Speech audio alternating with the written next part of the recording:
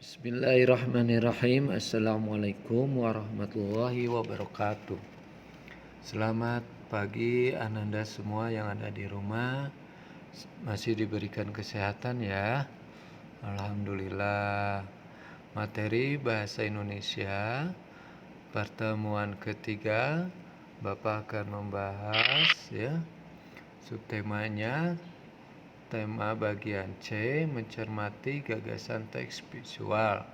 Bagian D, menata informasi dalam bentuk peta pikiran.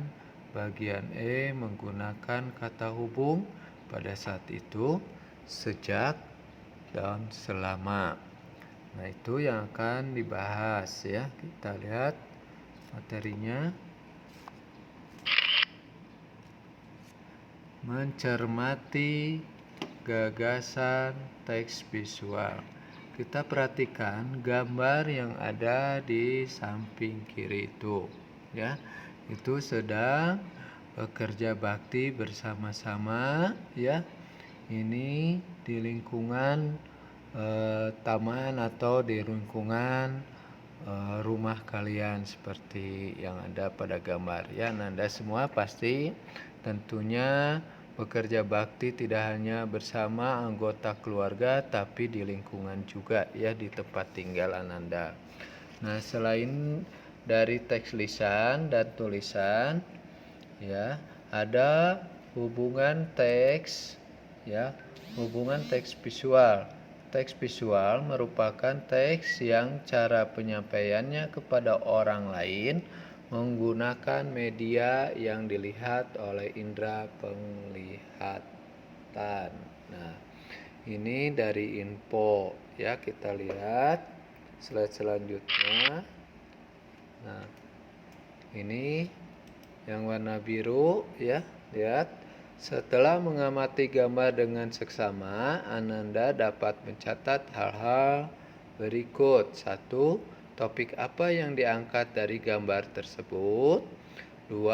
Apa yang diceritakan gambar tersebut. 3. Peristiwa apa saja yang mendukung alasanmu.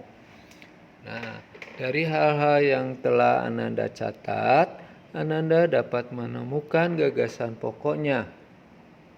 Misalnya, beberapa anak dari berbagai suku bangsa mengikuti kerja bakti untuk membersihkan jalan. Jika Ananda sudah menemukan pokok pikiran dari gambar tersebut, Ananda dapat merangkai gagasan lain yang mendukung gagasan pokokmu. Ya, itu yang bawahnya. Sekarang perhatikan contoh berikut. Nah, yang di tebal hijau, lihat, beberapa anak dari berbagai suku bangsa mengikuti kerja bakti ya untuk membersihkan jalan. Nah, ini disebutnya gagasan pokok. Nah, gagasan pendukungnya, meskipun mereka berasal dari daerah yang berbeda, mereka tetap bekerja dengan sukacita. Perbedaan suku, agama, atau warna kulit tak jadi masalah bagi mereka. Mereka tetap saling membantu satu sama lain. Nah, lihat materi selanjutnya bagian D ya. Menata informasi dalam bentuk peta pikiran. Ananda telah belajar cara menemukan gagasan pokok dan gagasan pendukung dari teks lisan, teks tertulis, dan teks visual. Kini Ananda akan belajar membuat peta pikiran dari gagasan pokok dan gagasan pendukung teks yang telah kamu temukan atau Ananda temukan ya. Lihat di bawahnya, informasi merupakan kabar atau berita tentang sesuatu. Agar lebih mudah kita dapat menyusun informasi, kita dapat dengan menggunakan peta pikiran mind map ya. Istilah mind map pertama kali ditemukan oleh Anthony Peter Buchan. Peta pikiran biasanya berbentuk cabang-cabang seperti pohon. Kita lihat teks selanjutnya. Nah, Ini adalah di bawah nanti ya, agar dapat memahaminya.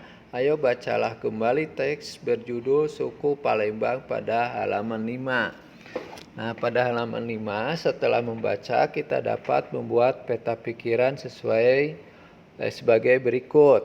Lihat ya. Ini ada suku Palembang. Nah, suku Palembang ya itu ada rumah limas. Nah, rumah adatnya. Nah, kemudian provinsinya dari Sumatera Selatan. Ke bawahnya lagi ada suku adatnya Wong Kito. Kemudian makanan tradisional Palembang adalah pempek ya. Kemudian bahasa adatnya ada bahasa Palembang ya. Nah, di sana itu ada 2 tingkatan. Nah, bahasa Palembang Sari ya, Sari digunakan saat melakukan percakapan dengan pemuka masyarakat.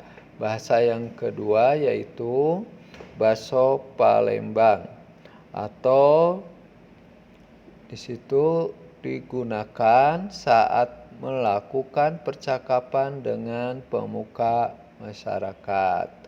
Nah, kemudian di bawahnya rumah adat, di situ ada tariannya. Tari adat adalah tari tanggai. Nah, kemudian di bawahnya ada lagi senjata tradisionalnya, tongkat, trisula, dan yang terakhir adalah pakaian adatnya, pakaian adat Ayesan Gede Songket. Nah, ini ya, rumah limas merupakan rumah adat Sumatera Selatan. Rumah adat ini dapat dijadikan sebagai bahan informasi dalam membuat peta pikiran suku Palembang. Nah, ini Ananda semua, Ananda nanti ya tugasnya seperti ini nanti di Google Form-nya ya. Kita lihat materi selanjutnya. Nah, bagian E ya, menggunakan kata hubung pada saat itu, sejak, dan selama. Dalam sebuah teks terdiri atas beberapa paragraf yang saling berkaitan. Paragraf tersebut juga disusun oleh beberapa kalimat yang saling berhubungan. Keterhubungan antar kalimat atau antar paragraf itu bisa dihubungkan oleh kata hubung. Kata hubung adalah kata tugas yang menghubungkan kata, kalimat, atau paragraf.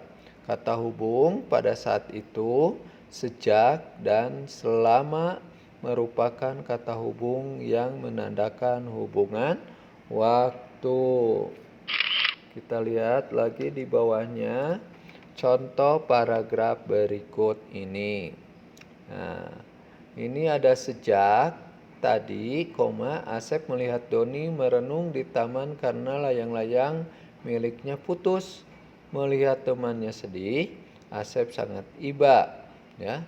Pada saat itu juga Asep mencari ide agar bisa menghibur Dodi. Akhirnya Asep memiliki ide untuk membuat layang-layang dari koran bekas yang banyak menumpuk di rumahnya. Asep menyampaikan ide tersebut kepada teman-temannya. Teman-temannya pun menyetujui ide Asep agar segera pulang ke rumah. Selama 15 menit untuk mengambil kertas koran, gunting, dan lem. Yang ditebalin biru itu semua adalah kata hubung. Nah, itu ya. Ya, Ananda semua. Demikianlah pertemuan pagi hari ini. Terima kasih Ananda semuanya. Semoga tetap semangat dalam pembelajaran daringnya. Bapak ucapkan wabillahi taufiq wal hidayah. Wassalamualaikum warahmatullahi wabarakatuh. Tugasnya ada di Google Form ya, Ananda semua nanti lihat aja linknya setelah Ananda memahami video yang tadi Bapak bacakan. Terima kasih semuanya, sehat-sehat saja ya.